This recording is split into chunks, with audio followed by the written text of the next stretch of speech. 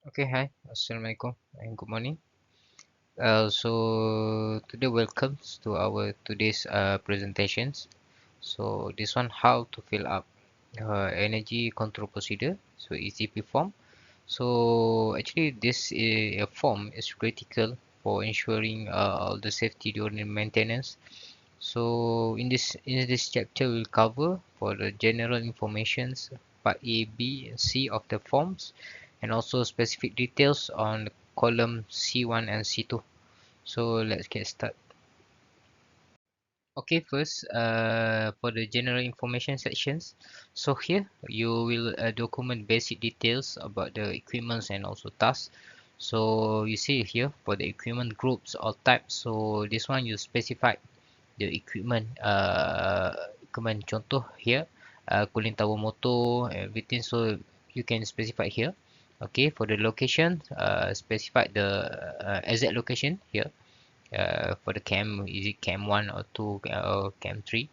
So for the date perform, when is the work scheduled, so until the finished job. Okay, so specify what the task to be performed. This one you can refer to your SIBP. Can assessor name, this one who is responsible. So normally for the electrical you will join line work with the SME and also this one with the chargeman. Okay, so specify their name here.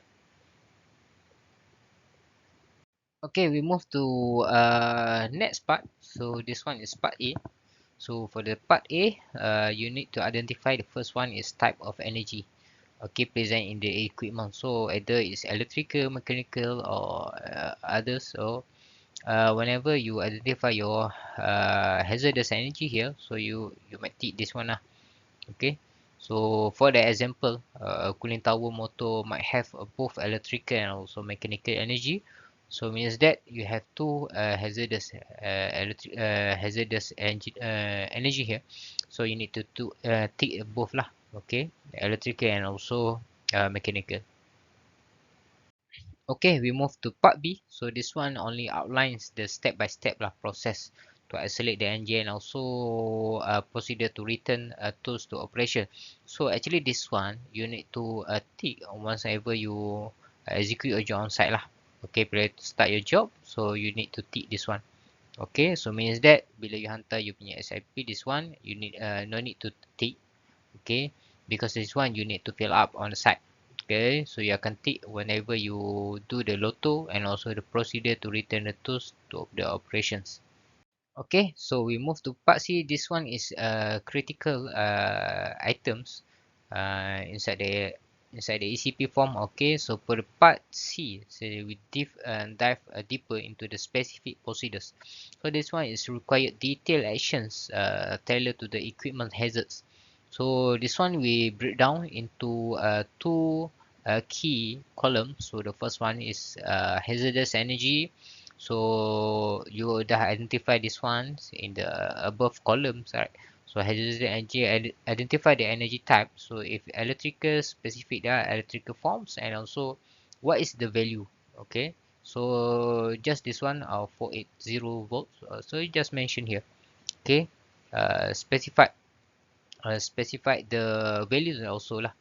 Okay, so for the column C2, okay, despite the store energy. Okay, here, okay, you can see here. Okay, this one is for the C2. Okay, for the C1, this one we talk about the hazardous energy and also specify the form.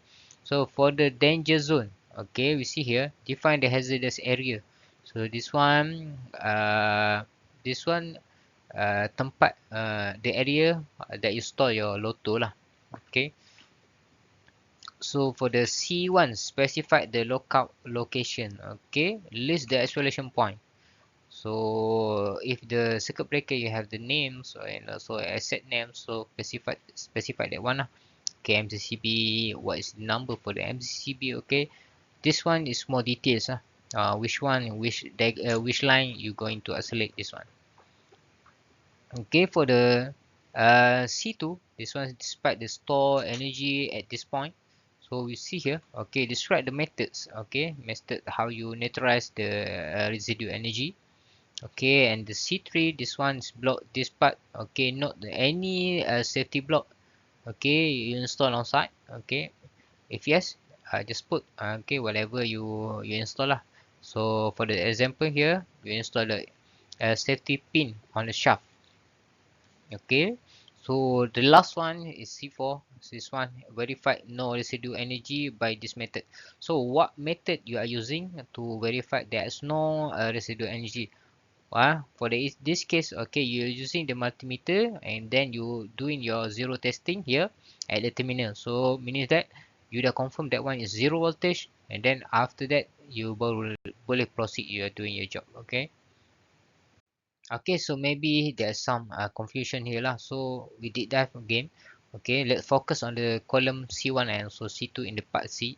Okay, so for the C1, ensure all the energy sources are documented. Okay, so what it is? Okay, so this one you need to identify the exact type of the energy and its specific details. Okay, if electrical or mechanicals or chemicals or etc.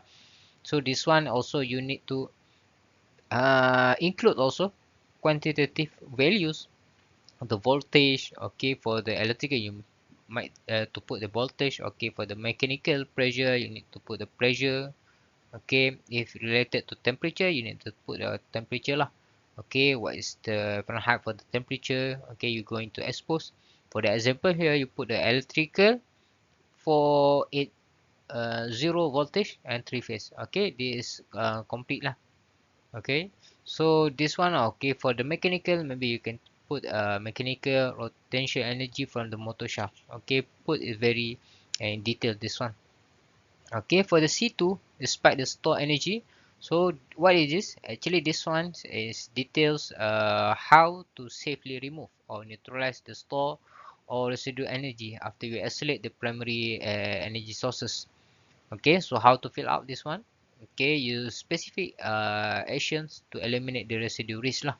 So for the example here, you do a grounding, okay, bleeding pressure or blocking the movement for the rotating parts. Okay, so let's see here for the example for the cooling tower motor. Okay, ground the motor terminal using a discharge tools. Okay, if any. Okay, block the motor shaft with a safety pin to prevent rotation. So means that you dah do the primary actions. Okay, so after that you buat you punya secondary action lah. So means that this one is secondary actions. Okay, for the C2.